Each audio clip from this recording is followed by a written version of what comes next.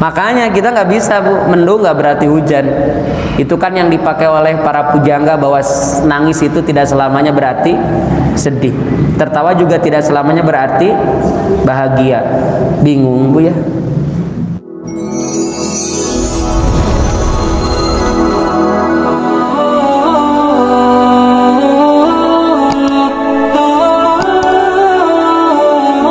Ternyata tidak hujan, terus ngeluh, tahu gini nggak usah dipakai. Makanya kita nggak bisa Bu, mendung nggak berarti hujan. Itu kan yang dipakai oleh para pujangga bahwa nangis itu tidak selamanya berarti sedih. Tertawa juga tidak selamanya berarti bahagia.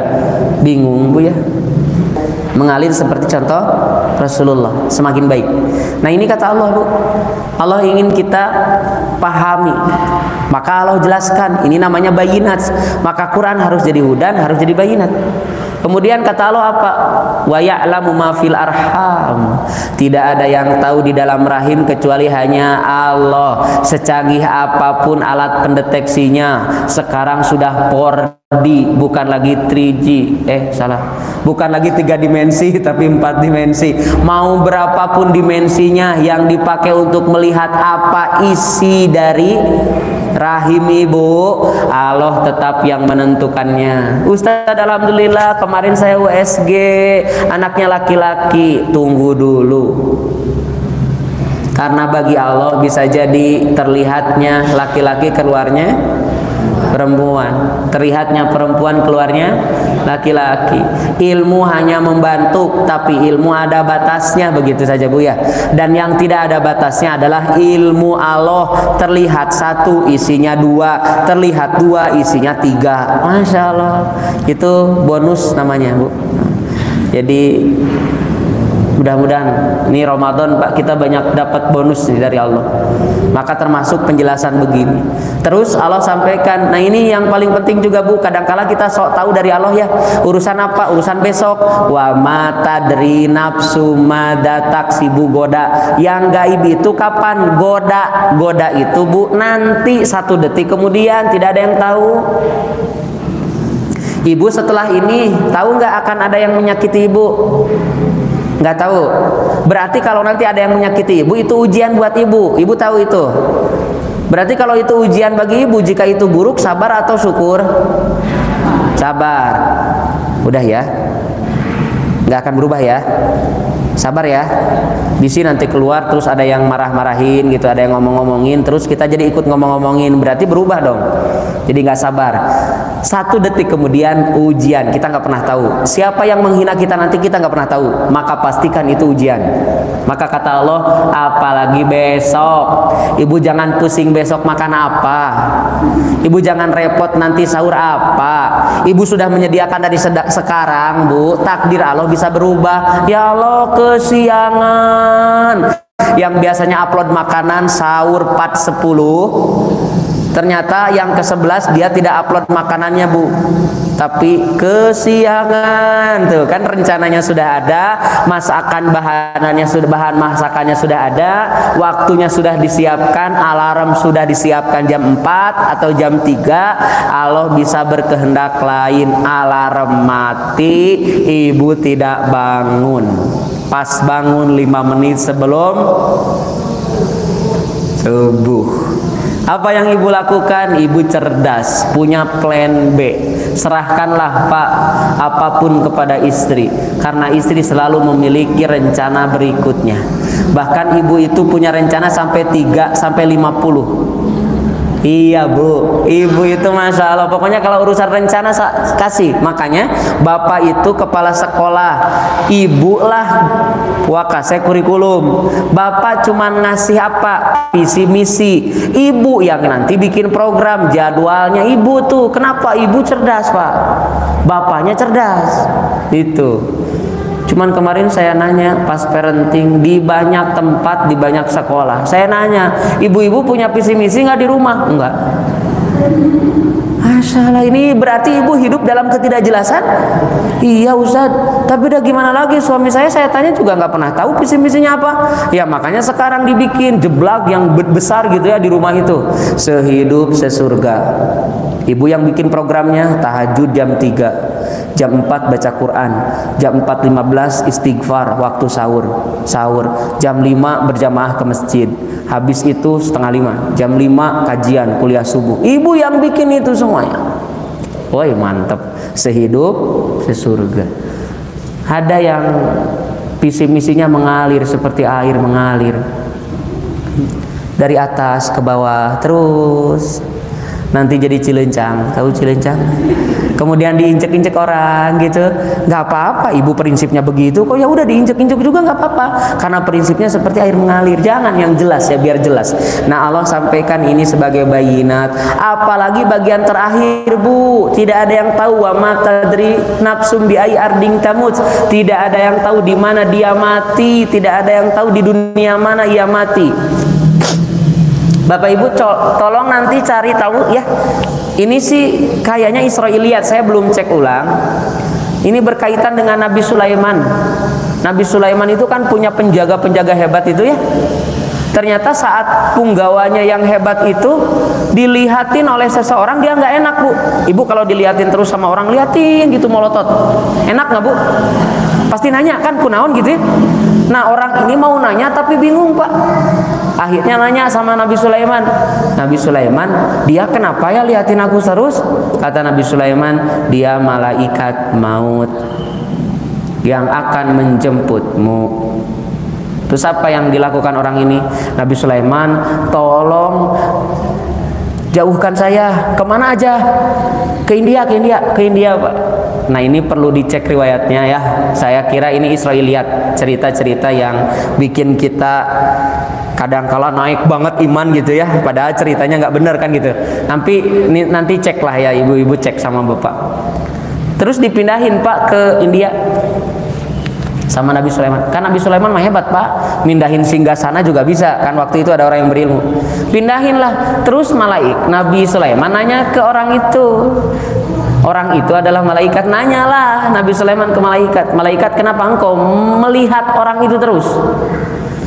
Aku ditugaskan mencabut nyawanya di India, tapi kenapa masih di sini? Makanya aku liatin terus gitu. Aku tuh aneh, aku disuruh nyabut nyawanya, terus aku kan nyari orang ini, terus aku sampai ke sini, ya aku liatin terus. Karena aku bingung kenapa aku disuruh mencabut nyawanya, tapi orang ini masih di sini. Masya Allah, Pak, orang ini laporan pindah ke India, nyusul malaikatnya. Mati juga karena memang matinya di India. Ini maksudnya apa, Pak? Ini ayat ini sedang menyebutkan tidak ada yang tahu di mana dia mati. Berobatnya judulnya ke Singapura, karena di Singapura lah obatnya. Maut, nah di Singapura. Apa dikira malaikat maut tidak ada di Singapura? Kemudian misalnya ke Amerika berobatnya karena mungkin di Amerika tidak ada? Nggak bisa ya. Maka ini, Bu, yang namanya hudan bayinat. Inilah yang disebut ashab. Kalau kita mau mendapatkan syafaat, maka pastikan kita membacanya sampai menjadi hidayah, sampai menjadi penjelas. Dan yang terakhir ini paling penting, Pak, furqan. Harus menjadi pemisah, harus menjadi pembeda. Harus beda dong yang baca Quran dengan yang tidak ya. Kalau yang baca Quran tuh tahu fawailul lil musallin, celakalah orang yang sholat. Seperti apa yang sholatnya celaka? Alladzina hum an sholatihim sahun, yang dia itu kalau sholatnya lalai. Berarti orang yang baca Quran tahu sholat tidak boleh, harus beda. Orang lain di Ramadan, Pak, Bu, baca Quran saja, menamatkan baca Quran saja, karena ternyata di bulan-bulan sebelumnya tidak pernah tamat. Kalau kita sudah biasa tamat, maka pastikan Ramadan harus beda. Harus benar jadi petunjuk. Kayak tadi ya, sedikit tidur kan gitu, sedikit makan, kalau sahur istighfar, itu petunjuk-petunjuk itu. Kemudian suami istri diberikan petunjuk oleh Allah, maka harus beda. Orang yang masuk Ramadan tapi tidak baca Quran, marah-marah terus saat Ramadan. Maka kita yang masuk Ramadan baca Quran harus tidak marah-marah, harus beda. Alasan apa lagi coba Bu kita ya sebenarnya gitu, habis marah itu capek. Terus kan orang marah itu telah terlihat 30 tahun lebih jelek daripada, bukan lebih jelek, lebih tua. Silahkan Ibu video. Jadi sewaktu-waktu Ibu coba niatkan kalau mau marah, terus direkam. Atau nanti minta tolong sama pasangan, Mama, Bapak, kalau Bapak, Mama nanti marah, tolong video ya. Mau lihat seperti apa? Lihat Bu, itu biasanya lebih tua. Tapi kalau Masya Allah ada masalah tetap tersenyum ya. Ibu kan marah nggak selesai masalah, senyum nggak selesai juga. Cuman kan minimal mengurangi tekanan kan Bu. Masya Allah. Makanya luar biasa nih. Yang biasanya marah diam itu mengikuti Rasulullah kan. Kalau sekarang bukan. Kalau sekarang tidak marah diam, setruk. Kalau tidak setruk, darah tinggi. Padahal itu mengikuti Rasulullah. Kalau marah diam, diam, jangan ngomong, karena kalau ngomong apapun pasti diucapkan. Aduh ya Allah. Makanya Bu, kadangkala ya kita tidak sadar dari ini bener. Jadi kita itu banyak celaka bukan karena tidak beramal Pak, tapi karena banyak ngomong. Kadangkala ngomongnya nggak terkontrol. Akhirnya kalau dilihat di syariat celaka, Masya Allah. Ini artinya Bapak Ibu, Quran yang akan menjadi penyelamat itu. Maka inilah target kita, hidup di Ramadan, jadikan Quran sebagai syafaat. Bagaimana caranya? Jelas-jelas harus belajar. Makanya Nabi mengingatkan kita Pak, khairukum man ta'allamal Qur'ana wa 'allamahu. Sebaik-baik manusia di antara kalian adalah yang mempelajari Al-Quran plus mengajarkannya. Nah ini Bapak Ibu, hemat saya, biar ibu-ibu cepat kuat hafalan, cepat kuat pemahaman, maka apa yang dipelajari harus segera disampaikan kepada yang lain. Itu akan membuat semakin kuat. Makanya wajar jika Nabi senantiasa begitu Bu. Kalau ada pengajian begini tuh, Nabi sering mengatakan liubaligu syahid alal ghaib. Yang hadir harus menyampaikan kepada yang tidak hadir. Tapi kan ada YouTube-nya. Sudah weh saya mah kasih YouTube-nya. Makanya ada pertanyaan, apa bedanya pengajian di YouTube online dengan pengajian offline? Jelas beda. Ilmunya memang dapat, tapi pahala diampuni dosanya datang ke masjid, yang tidak datang tidak dapat. Itu. Tapi kalau keterbatasan tidak apa-apa, tetap dapat ilmu, tinggal diamalkan, diajarkan begitu. Maka ini kan ibu-ibu Masya Allah. Ibu pulang dari sini ajarkan. Lagi ngomong-ngomong sama tetangga, orang lain mah ngomongin teh itu minyak mahal, kapan pemimpin turun gitu pokoknya mah yang itulah yang lagi rame. Ibu mah enggak, ibu mah yang dibicarakan teh, ibu sudah berapa juz yang dibaca? Ibu saya mah nggak akan jawab di Syria gitu ya. Nah itu biasanya yang belum baca ya. Makanya nanti kasih tahu oleh ibu, Bu, ria itu tidak selamanya tidak terlihat. Justru bisa jadi ada yang ria tapi tidak terlihat. Kok bisa? Iya, saya itu tidak ke masjid, di rumah baca Quran, sholat tuh, jadi tahu Bu dia nggak ke masjid, jadi mendingan yang ke masjid gitu. Jadi ada nanti orang yang ria itu nggak ke masjid gitu, mendingan saya terhindar dari ria. Dia ngomong begitu jadi ria. Masya Allah Bu, hati-hati, ini benar-benar kita nggak akan bisa kontrol kalau ngomong sudah keluar. Makanya sedikitkan. Makanya kata Nabi, qul khairan aw liyasmut, ucapkan yang baik, kalau tidak diam saja. Maka tidak ada ucapan yang paling baik Bu kecuali Quran. Perbanyak baca itu ya. Dan bonusnya sangat banyak sekali ya. Al-mahiru bil Quran ma'as safaratil kiramil bararah. Kalau ibu-ibu sudah pintar baca Quran akan dibarengi oleh malaikat yang tunduk taat kepada Allah.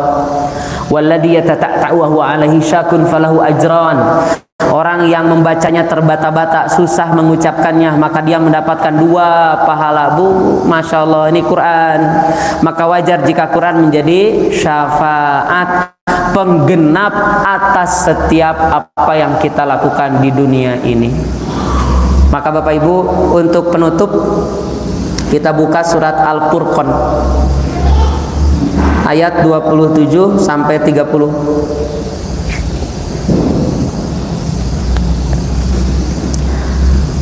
Wa yauma ya'adu dzalimu ala yadayhi yaqul ya laitani takhadtu ma'ar rasuli sabila. Wa yauma ya'adu, dan pada hari di mana menggigit al-zalimu, orang yang zalim, ala yadayhi, atas tangannya.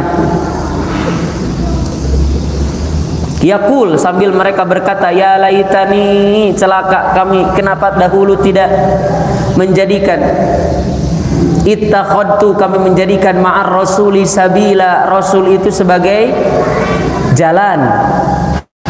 Jadi ibu, ini penyesalan kalau kita tidak mengikuti Rasulullah, ayat 27 ya. Jadi kalau tidak mengikuti Rasul, kita akan menyesal.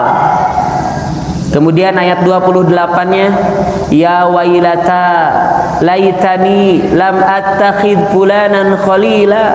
Celaka ya Allah, saya sudah menjadikan, kalaulah dulu saya tidak menjadikan orang ini teman akrab saya. Khalil, Khalil itu kekasih, Pak. Makanya Nabi Ibrahim disebutnya Khalilullah atau Khalilur Rahman. Maka Khalil itu teman dekat. Lihat Bu, bakal ada teman dekat bernama manusia yang kita menyesal dekat dengannya. Kenapa di ayat 29 disebutkan laqad adallani ani dzikri ba'da idja'ani wa kana syaitanu lil insani khadula. Dikata orang ini menyesal punya sahabatnya dia, punya kekasihnya dia. Kenapa dia itu? Karena dia menyesatkannya setelah Quran datang, setelah peringatan datang, tapi dia diajak untuk tidak dekat dengan Quran, untuk tidak menjadikan Quran peringatan. Maka lihat Bu, jika ada orang seperti ini, walaupun judulnya kekasih, walaupun judulnya teman dekat, asal menjauhkan kita dari Quran, Allah seumpamakan dengan setan. Wa kana syaitanu lil insani khadula, dan keadaan setan bagi manusia itu khadula, penyesat. Jadi Bu, kalau begitu nih, orang yang begini itu setan. Maka akan ada orang-orang yang jadi setan menjauhkan kita dari Quran. Maka wajar jika di surat Anas Allah sebutkan minal jinnati wan nas. Dan lihat Bu, tugas jin itu cuman ini, yuwas wisu fi sudu rinas. Setan itu, jin itu tugasnya cuman begitu Bu, berbisik saja. Nggak ada yang meninggal dicekik oleh jin. Jin itu tugasnya cuman berbisik saja, udah, nggak bisa ditambah-tambah. Ini ayatnya begitu. Kemudian Bu, di ayat 30 Allah sampaikan, lihat, ini ujungnya, naudzubillah. Wa qala Rasul, dan Rasul Muhammad berkata, ya Rabbi, wahai Rabbku, inna qaumi, sesungguhnya kaumku, ittakhadu, mereka menjadikan hadzal Quran, Al-Quran ini mahjura, diabaikan, dijauhi, dilalaikan, disia-siakan. Ibu, Bapak yang dirahmati Allah, semoga kita semakin dekat dengan Quran di bulan di mana Al-Quran diturunkan. Mudah-mudahan dekatnya benar-benar menjadi hidayah, menjadi penjelas, dan menjadi pembeda, sehingga kelak Al-Quran yang kita baca ini benar-benar seperti yang disampaikan oleh Nabi, menjadi syafaat untuk kita semua. Ikhwatu iman, mudah-mudahan bisa difahami, bisa kita amalkan di bulan Ramadan yang mulia ini, dan mudah-mudahan Ramadan ini adalah Ramadan terbaik kita di hadapan Allah Subhanahu wa taala. Itu yang bisa saya sampaikan. Sehat-sehat semua, panjang usia, istiqomah selalu. Mudah-mudahan kita benar-benar masuk kategori muttaqin. Wassalamualaikum warahmatullahi wabarakatuh.